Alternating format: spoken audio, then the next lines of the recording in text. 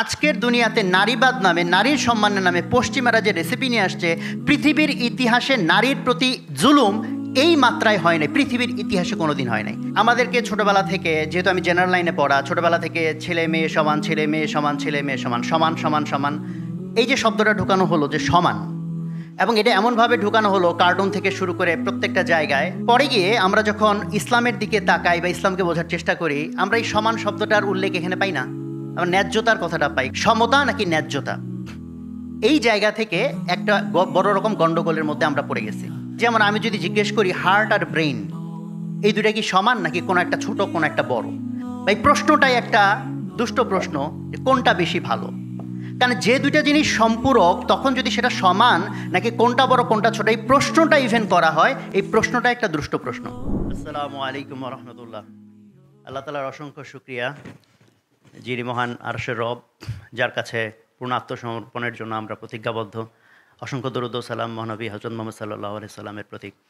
আমি খুব সংকুচিত বোধ করছি এত বড় উলামা একরাম এবং এত গুণী গুণী মানুষের সামনে আমাকে কথা বলার সুযোগ দেওয়ার জন্য। একই সাথে আল্লাহর প্রতি শুকরিয়া এবং সেই সাথে সংকুচিত বোধ করছি। খুব সংক্ষেপে আমি দু একটা কথা পেশ করতে চাই ইনশাল্লাহ। আজকে আলোচনার ভিতরে আপনারা অলরেডি হয়তো খেয়াল করেছেন, দুইটা বিষয়ে চলে আসছে, বেসিক দুইটা বিষয়। একটা হচ্ছে আমাদের আত্মসমালোচনার জায়গাটা, যে আমাদের মুসলমান হিসেবে নারীর অধিকারের প্রতি আমাদের যে সচেতনতা, দায়িত্ব পালন করার কথা ছিল, সেখানে আমাদের গাফলতির একটা বিষয় উঠে আসছে।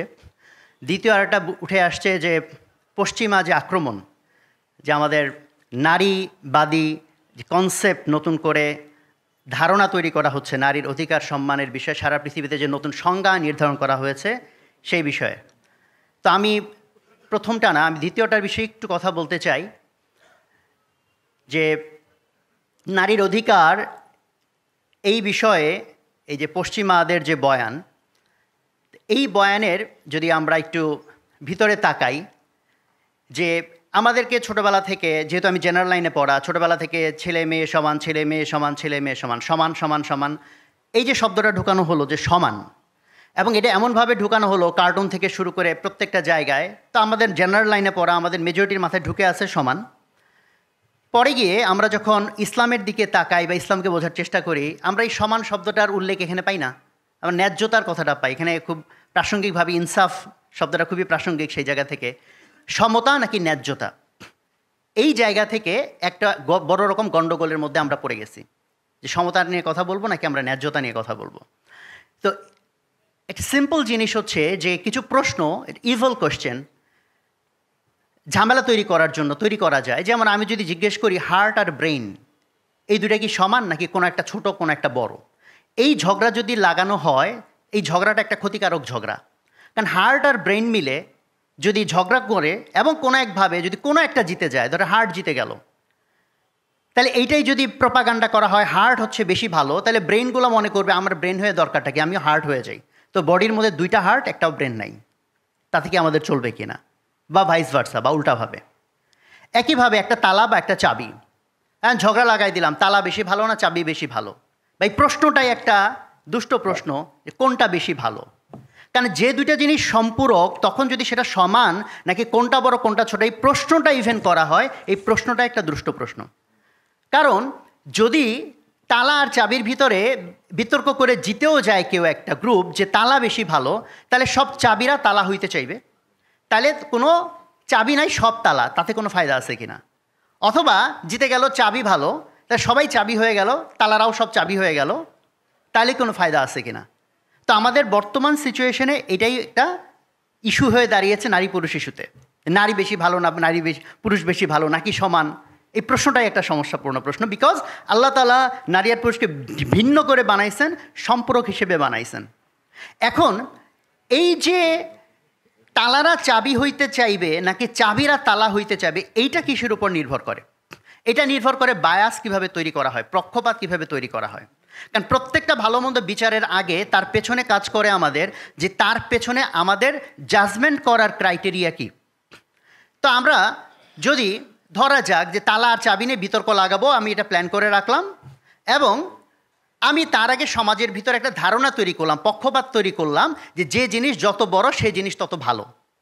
তো এরকম ধারণা তৈরি করা কঠিন কিছু না। ইনকাম বড় হইলে ভালো, ঘর বড় হইলে ভালো, তাই না, মাঠ বড় হইলে ভালো, এরকম যদি কয়েকটা উদাহরণ দেওয়া হয় এবং তার পেছনে উদাহরণগুলো যদি বারবার বারবার বলা হয়, তাহলে একটা পক্ষপাত তৈরি হবে।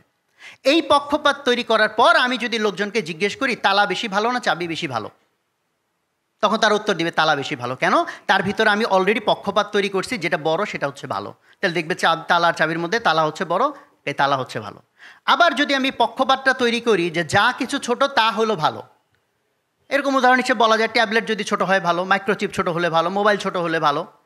এইটাও তৈরি করা সম্ভব, ডিপেন্ড করে আমি মিডিয়া ইউজ করে কোন বায়াসিংটা তৈরি করতেছি। ফলে আমি যদি এই বায়াস তৈরি করি যে ছোট হলে ভালো, তাহলে তালা ভালো না চাবি ভালো, এই বিতর্কের ভিতরে মেজরিটি মানুষ কোন পক্ষে চলে আসবে? চাবি বেশি ভালো। কারণ এটা পক্ষপাত তৈরি করার বিষয়। ফলে আজকের দুনিয়াতে নারীবাদ নামে, নারীর সম্মানের নামে পশ্চিমারা যে রেসিপি নিয়ে আসছে, পৃথিবীর ইতিহাসে নারীর প্রতি জুলুম এই মাত্রায় হয় নাই, পৃথিবীর ইতিহাসে কোনো দিন হয় নাই। কেন হয় নাই? কারণ এখন যখন সারা পৃথিবীতে আমরা ট্রেন্ড দেখতেছি, ঐতিহাসিকভাবে পুরুষরা যেগুলোতে ভালো, অর্থোপার্জন, তারপর আপনি বলেন যুদ্ধ বিগ্রহ, শারীরিক পরিশ্রম, যে কোনো ইন্টেন্স সিচুয়েশন, এটা পুরুষরা ঐতিহাসিকভাবে ভালো। আল্লাহ তাআলা পুরুষকে এইভাবে তৈরি করেছেন। আর যা কিছু সফিস্টিকেটেড, সফট, সাটল, মানে মানবিক বা খুবই পেলব, এই জাতীয় জিনিসে আল্লাহ তাআলা নারীকে ঐতিহাসিকভাবে তাকে সেই সক্ষমতা দিয়েছেন এবং ঐতিহাসিকভাবে নারী সেটাতে ভালো। যেমন ঘরকে ম্যানেজ করা, বাচ্চাদেরকে ম্যানেজ করা, শান্তি সৌহার্দ্যপূর্ণ পরিবেশ তৈরি করা, এটা নারীর ঐতিহাসিক স্ট্রেংথের জায়গা।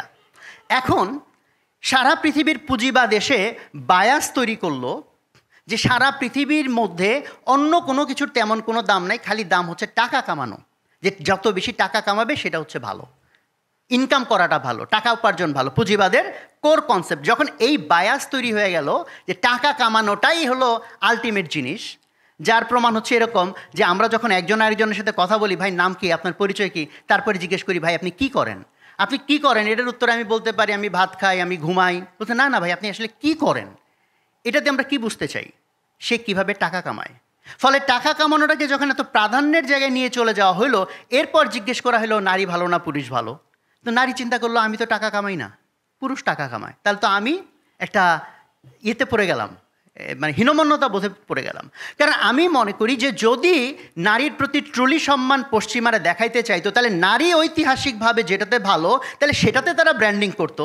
তাহলে সবচেয়ে বেশি বড় লোকের পুরস্কার দেওয়া হয়, সবচেয়ে ভালো মাকে তো পুরস্কার দেওয়া হয় না, সেটার ব্র্যান্ডিং করা হয় না। সবচেয়ে বেশি যে ভালো ঘরকন্যা করে তার পুরস্কার দেওয়া হয় না, সবচেয়ে বেশি ভালো যে বাচ্চাকে পালন করে এটাকে পুরস্কার দেওয়া হয় না, এটাকে হাইলাইট করা হয় না। হাইলাইট করা হয় শুধুকে টাকাকে বেশি কামাইলো। কাজে দুইটাই সমাজে দরকার, বাট আমি বায়াস তৈরি করছি কোনটার দিকে, যে টাকাকে কামাই। ফলে এখন নারীর মধ্যে হীনমন্যতা বোধ তৈরি হয়ে যাচ্ছে, আমি তো টাকা কামাই না। ফলে যদি পশ্চিমে বিশ্ব ট্রুলি নারীকে সম্মান করতে চাইতো, তাহলে নারী ঐতিহাসিকভাবে যেগুলোতে ভালো তাহলে সেটাকে তারা ব্র্যান্ডিং করতো। তাইলে কি হইতো? তাহলে পুরুষরা বরং নারী হইতে চাইতো। এখন হয়েছে কি, নারীরা পুরুষ হইতে চাইতেছে, ফলে এটা তার ভিতরে একটা জুলুম তৈরি হচ্ছে, কারণ তার ন্যাচারাল টেন্ডেন্সি ওইভাবে আল্লাহ সুবহানাহু ওয়া তাআলা তাকে তৈরি করে নাই। বাট তারা যদি নারীবাদী হয়ে থাকে, তাহলে নারী যেটাতে ভালো সেটাকে তারা ব্র্যান্ডিং করুক, তাহলে বরং পুরুষরা বরং নারী হওয়ার চেষ্টা করতে পারে। বরং আমরা উল্টা দেখতেছি নারীবাদিতার নামে পৃথিবীর ইতিহাসে সবচেয়ে বড় জুলুম নারীদের উপর এখন চলতেছে। কাজে কথা লম্বা করার সুযোগ নাই, অল্প কিছু আমার দৃষ্টিভঙ্গিটা শেয়ার করার চেষ্টা করলাম।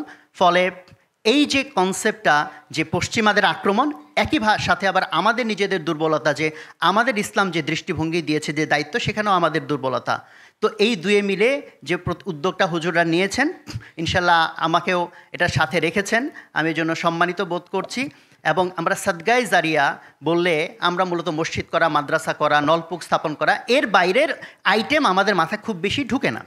তাহলে এরকম একটা ফাউন্ডেশন, এটা কি সাদগায়ে জারিয়া কিনা, এটার মধ্যে যারা শ্রম ঘাম দিবেন, যারা শরিক হবেন, এটা কি সাদগায়ে জারিয়া কিনা, অনেক সময় এই উদাহরণটা আমাদের মাঝে ডিরেক্টলি আসে না। কাজেই এই ধরনের সাদগায়ে জারিয়া, যে ধরনের সংকটগুলো আজকের মুসলমান বিশ্বে প্রকট আকার ধারণ করেছে, সেখানে আল্লাহ তাআলা যদি আমাদেরকে মেহেরবানি করে সুযোগ তৈরি করে দেন এটার মধ্যে সংযুক্ত হওয়ার, শ্রম দিয়ে, ঘাম দিয়ে, মেধা দিয়ে, অর্থ দিয়ে, দোয়া দিয়ে, যেভাবে পারি আমরা, ইনশাল্লাহ আমিও শরিক হওয়ার মধ্যে আসি, প্রক্রিয়ার মধ্যে আসি এবং নিয়ত আছে। ইনশাল্লাহ আল্লাহ যেন আমাকে তৌফিক দান করেন। একইভাবে আমিও সবাইকে আহ্বান করব, এই যে উদ্যোগগুলো আছে, যে উদ্যোগগুলো আজকের দিনে আমাদের ইসলামের বিভিন্ন রকম সংকট মোকাবেলার জন্য জরুরি, সেই উদ্যোগে যাতে আমরা সবাই শরিক হতে পারি। আর আমার কথার মধ্যে কিছু ভুল থাকলে আল্লাহ এই ক্ষতি থেকে সবাইকে হেফাজত করেন এবং আল্লাহ তালা আমাদের সবাইকে তৌফিক দান করেন। আসসালামু আলাইকুম ওয়া রাহমাতুল্লাহ।